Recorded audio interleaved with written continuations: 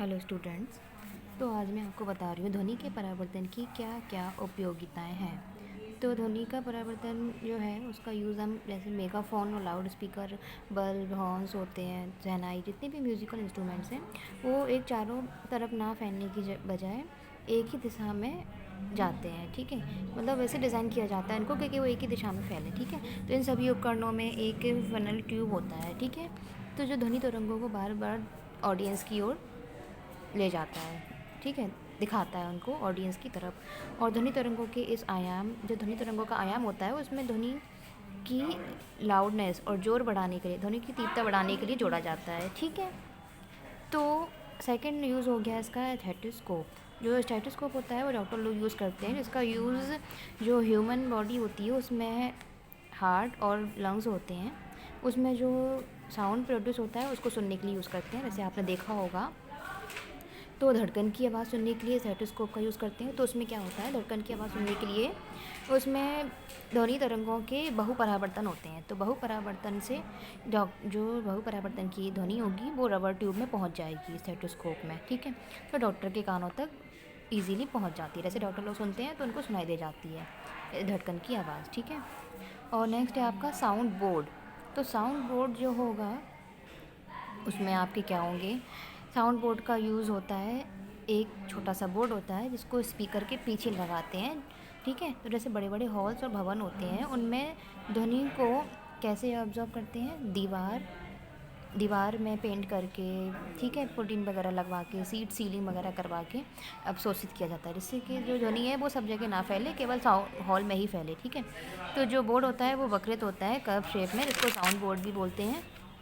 ठीक है, तो उसे स्पीकर के पीछे रखा जाता है। इस प्रकार से उसकी आवाज़ जो है दर्शकों द्वारा आसानी से सुनी जा सकती है, दर्शक लोग इजीली सुन सकते हैं। तो जो साउंड बोर्ड होता है वो भी ध्वनि के बहुपरावर्तन पर आधारित है। ठीक है, और जो हॉल में सीलिंग वगैरह होती है वो भी कर्व शेप में बनाते हैं, जिससे परावर्तन जब होता है तो सीलिंग के बाद भी जो आवाज़ है वो हॉल तक ही पहुंचती है, हॉल के सभी भागों में आसानी से पहुंच जाती है। ठीक है, तो अब मैं आपको बता रही हूँ श्रव्यता का परिसर। तो जो श्रव्यता का परिसर होता है मतलब ध्वनि को हम कैसे सुन सकते हैं। तो जो नॉर्मल ह्यूमन है वो 20 हर्ट्ज से लेके 20,000 हर्ट्ज तक की हम ध्वनि को सुन सकते हैं। तो 5 साल से कम के बच्चे हैं और कुत्ते हैं वो 25 किलो हर्ट्ज तक की ध्वनि सुन सकते हैं। और जो 20 हर्ट्ज से कम की आवृत्ति होती है, मैं उसको बता रही हूँ, जैसे 20 हर्ट्ज से कम की आवृत्ति की ध्वनियाँ हैं उसको बोलेंगे अपश्रव्य ध्वनि। तो जो अपश्रव्य ध्वनि है मैं उसके एग्जाम्पल बता रही हूँ, जैसे एक कंपन करता हुआ कोई सरल लोलक है वो अपश्रव्य ध्वनि को उत्पन्न करता है। ठीक है, उसकी फ्रिक्वेंसी 20 हर्ट्ज से कम होती है। और जो राइनोसॉरस होते हैं, मतलब गैंडा बोलते हैं इसको हिंदी में, वो 5 हर्ट्ज से कम की आवृत्ति का उपयोग करके क्या करते हैं, एक दूसरे में संपर्क स्थापित करते हैं। ठीक है, तो एक दूसरे में वो कांटेक्ट कर पाते हैं। डायनासोरस 5 हर्ट्ज से कम आवृत्ति का यूज़ करते हैं। ठीक है, और जो हाथी और व्हेल होते हैं वो अपशब्द ध्वनि तरंगें उत्पन्न करते हैं। ठीक है, और आपका जो भूकंप है, भूकंप जब होता है तो वो प्रघाती तरंगें उत्पन्न करता है, लेकिन प्रघाती तरंगें उत्पन्न करने से पहले वो बहुत ही कम आवृत्ति की अपशब्द ध्वनि को उत्पन्न करते हैं। ठीक है, जो कि जंतुओं को सावधान कर देती है। ठीक है, तो ये भूकंप से जो अपशब्द तरंगें उत्पन्न होती है जिससे जंतु सावधान हो जाते हैं भूकंप के लिए। ठीक है, और 20 हर्ट्ज से जो अधिक की आवृत्ति होती हैं उनको बोलेंगे पराश्रव्य ध्वनि। ठीक है, 20 किलो हर्ट्ज से जो अधिक की आवृत्ति ध्वनियाँ होंगी उनको पराश्रव्य ध्वनि कहते हैं। और जैसे जो कुत्ते, पोर्पोइज, मछली होती है, एक डॉल्फिन, चमगादड़, चूहे, ये सब पराध्वनि को सुन सकते हैं। ठीक है, ये सब 20 किलो हर्ट्ज से अधिक की आवृत्ति ध्वनि को सुन सकते हैं। चमगादड़ तथा चूहे होते हैं वो पराध्वनि को उत्पन्न करते हैं। ठीक है, अब मैं आपको बता रही हूँ एक सर्वथा सहायक होता है।